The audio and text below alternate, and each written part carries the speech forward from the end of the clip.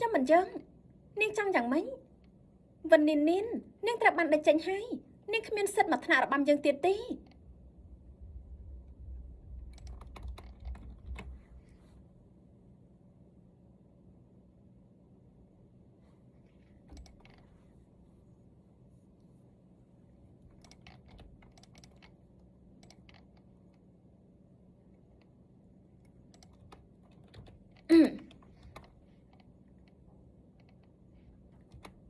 មែនហើយ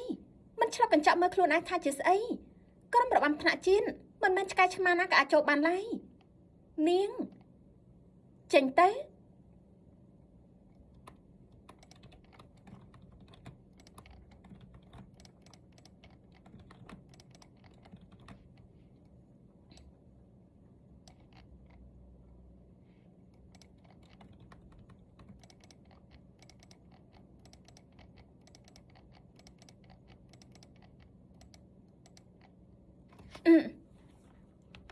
វិននាងសម្ដីធំមែនណោះ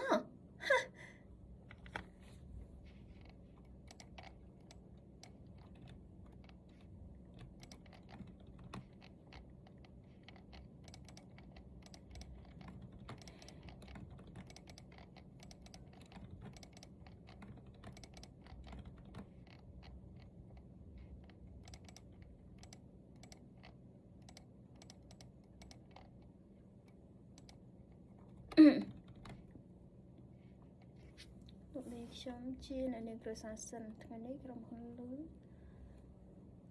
នលីថតស្ពតពាណិជ្ជកម្មខ្ញុំមកមិនដឹងថាលោកមានពេលឬអត់ជំ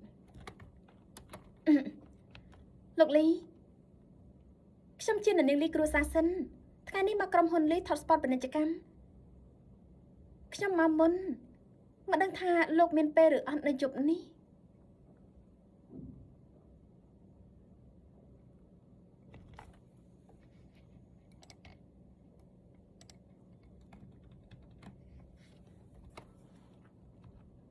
ខ្ញុំមកមុន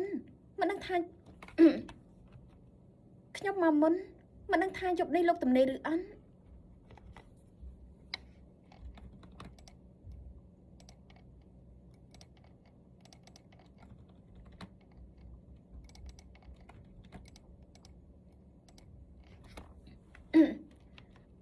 ខ្ញុំឃើញទ្វារមិនបានបិណ្ឌ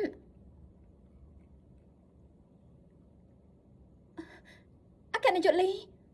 ខ្ញុំគឺចៅអីណា